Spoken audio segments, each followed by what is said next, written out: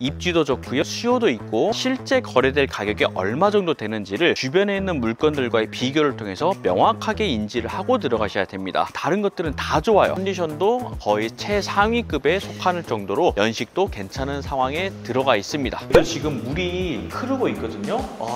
지금 여기가 물이 흐르고 있네요. 이게 임장에서의 중요성인 것 같아요.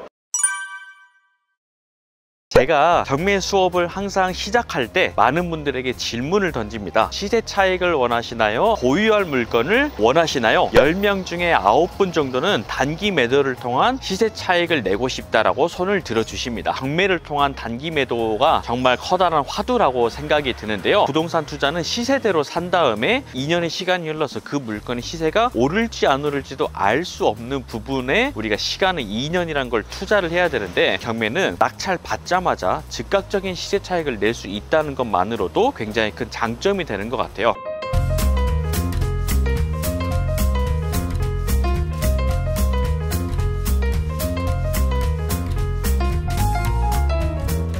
일반 매매를 했을 때는 어느 정도 그 시세 차익이 벌어졌을 때 이게 판매를 하는데, 그렇죠. 경매는 바로 시세 차익이 발생되기 때문에 많은 분들이 경매를 도전하는 것 같습니다. 그래서 오늘은 물건 검색을 하시다 보면 제대로 된 물건을 찾기도 어렵고, 가격에 대한 설정도 어렵고, 지역 선정도 어렵고, 여러 가지들을 고민을 많이 하실 텐데요. 이런 기준을 명확하게 세우지 않고 단순히 물건 검색을 하시게 되면 경매에서 오래 살아남기가 생각보다 쉽지는 않아요. 단기 매도를 하기 위한 물건 검색을 할 때 기준이란 게 뭘까요? 내 물건을 사줄 사람에 대한 수요에 대해서 이해를 하는 것입니다. 내 물건을 과연 이 가격에 사줄 사람이 존재하는가, 낙찰받을 물건이 매력적으로 느껴져야만 매수하고자 하는 사람도 생기게 되겠죠. 근데 우리가 강원도 산골에 있는 빌라를 낙찰받아 놓고 덩그렇게 놔둔 다음에 팔리기를 바란다라고 한다는 것은 효율이 떨어지고 어리석은 일일 수밖에 없겠죠. 수요가 탄탄한 곳인 곳을 첫 번째 골라야 된다라는 거예요. 제가 지금 나와 있는 부천 같은 경우에는 빌라에 대한 수요가 굉장히 탄탄한 곳입니다. 제가 지금 걷고 있는 이곳의 일대를 본다 하더라도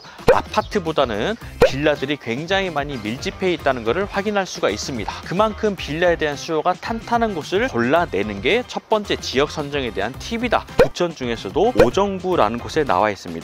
경기도 중에서도 인구 밀집도가 거의 상위권에 속할 만큼 굉장히 높은 인구 밀집도를 자랑하는데요. 그 이유는 서울까지의 접근성도 훌륭하고 좀 열악했던 교통 여건들도 서해선도 개통되면서 조금 더 완화가 됐기 때문입니다. 특히 오정구 같은 경우에는 양천구, 강서구, 화곡동과도 굉장히 가까이 위치해 있기 때문에 서울까지 출퇴근을 하시는 분들도 이곳에 주거지를 많이 마련을 하십니다. 그런데 생각보다 부천의 집값은 굉장히 저렴한 편이라서 서울까지 진입이 어려운 분들은 이곳에 주거지를 많이 마련을 하고 계십니다. 게다가 이 오정구는요, 지난 1년 동안 거래량이 약 440건에 달할 정도로 많은 거래량을 자랑하고 있습니다. 틀에 한 건 정도 거래가 되고 있다는 사실인데요. 거래가 잘 되고 수요가 탄탄한 곳의 지역 선정이 첫 번째로 경매 단기 매도 하실 때는 포인트가 된다라고 생각하시면 됩니다. 그래서 앞으로 여러분들이 물건 검색을 하실 때는 경기도 부천을 조금 더 집중해서 보시면 여러분들이 좋은 단기 매도 물건을 고르실 수 있을 것 같아요. 물건에 대한 내용까지 한번 가볼 텐데요. 만약에 이 빌라를 도전하는데 부천에 있는 빌라라고 하더라도 너무 오래된 빌라를 고른다면 살려고 하는 사람이 매수자분께서 매력을 느끼기는 조금 어렵겠죠. 건물을 고를 때도 이왕이면 방 3개짜리 10년 이내에 준식축급의 빌라를 고르시는 게 좋아요. 그래서 오늘 볼 물건도 딱 맞는 물건을 제가 골라왔는데요. 신축급에 비해서는 굉장히 저렴하게 나와 있어서 한번 보도록 하겠습니다.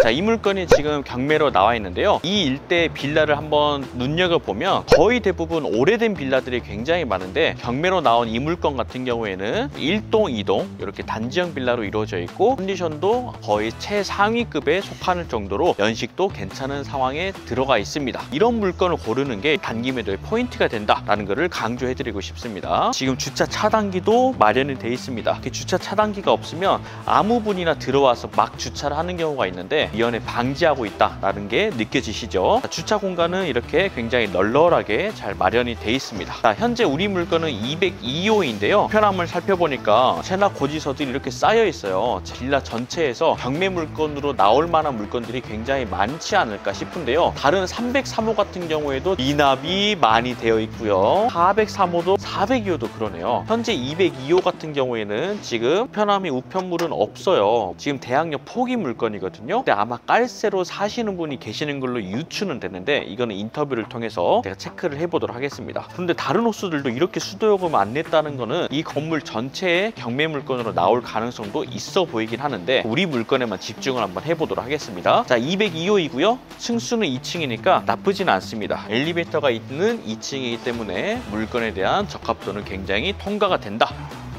자, 들어와 봤는데요. 약간 누수가 물이 지금 누수가 조금 생겨가지고 떨어지고 있습니다. 여기도 지금 물이 흐르고 있거든요. 지금 여기가 물이 흐르고 있네요. 자, 이게 임장에서의 중요성인 것 같아요. 자, 이 부분은 우리가 이 누수 체크는 입주민분들한테 연락해서 체크를 해봐야 될 것 같습니다. 자, 2층으로 한번 올라가서 현재 건물의 상태를 체크해 보도록 하겠습니다. 관리비 체납으로 여러 번 안내를 했다. 202호도 마찬가지고 2호부터 2호 쭉 15개월 이상 체납이 돼 있다라고 써져 있네요. 건물 자체가 지금 거의 다 빈집으로 많이 되어 있는 것 같긴 합니다. 자, 202호 이쪽인데, 자, 여기에는 지금 누수 문제나 이런 것들은 보이지는 않아요. 2층에는 1층 부분이 조금 문제가 있었던 것 같아요. 자, 여기 보면 근데 23년도 거거든요. 23년도 택배가 와 있고 느낌이 쎄합니다.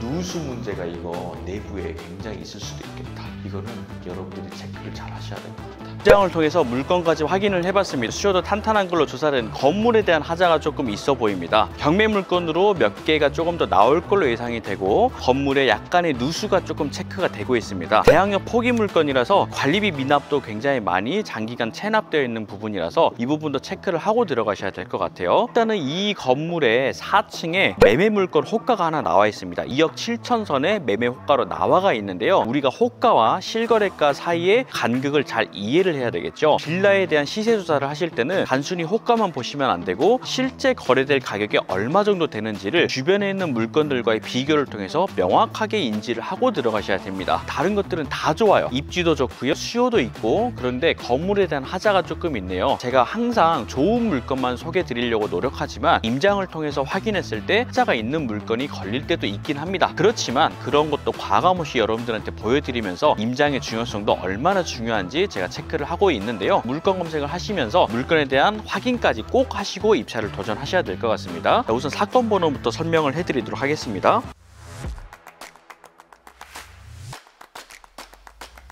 사건 번호는요 2024타경 39217번이고요 전 오정구에 있는 빌라이고요 2층 물건입니다. 건물 평수는 14.4평이고요 현재 감정가 2억 6,500인데 현재 최저가 1억 8,500까지 1회 유찰된 상황입니다. 대항력 포기 물건이고요. 한 분이 지금 대항력이 없는 임차인 분이 계시는데 깔새로 계셔서 깔새로 들어오시는 분들은 무보증으로 계시는 분들도 굉장히 많이 계시거든요. 자, 이럴 때는 대항력 포기 물건을 보실 때는 낙찰 받으시게 되면 비밀번호를 주택도시보증공사를 통해서 알아내시고 명도 절차를 이어가시면 되는데 깔새로 있을 때는 따로 연락처를 붙여 놓으시고 명도 협상을 진행하시는 걸로 진행하시면 될 것 같습니다. 오늘 포인트는요 물건 검색을 하실 때 붙어주는 수요가 있는 곳인지 아닌지를 체크하는 거, 그게 우선적으로 되어야 되고, 그 다음에 건물 연도는 10년 이내의 물건이면서 방 3개짜리를 골라야 된다. 이 포인트를 아시고 물건 검색을 하신다면 분명히 도움이 되실 테고, 그 과정에서 임장을 통해서 물건에 대한 하자까지 체크를 하신다면 좋은 물건 도전하실 수 있을 거라 생각합니다. 제가 임장을 왔는데 하자가 있는 물건을 제가 보게 됐습니다. 다 그냥 딱쌤이 소개해주는 물건이 무조건 좋은 물건만 소개하는 게 아니구나, 경매라는 건 하다 보면 조금 안 좋은 물건이 나타날 때도 있구나 라는 얻어 가실 수 있을 거라고 생각하거든요. 그래서 여러분들이 물건 검색부터 시세조사, 임장까지 정확하게 어떻게 하는지 궁금하시다면 저희 딱 쉬운 경매 6월에도 개강을 하는데요. 경매반이 굉장히 인기가 많습니다. 여러분들이 빠르게 연락 주시면 교육문의 도와드리도록 하겠습니다. 저는 다음번에 더 좋은 영상으로 찾아뵙도록 하겠습니다. 감사합니다.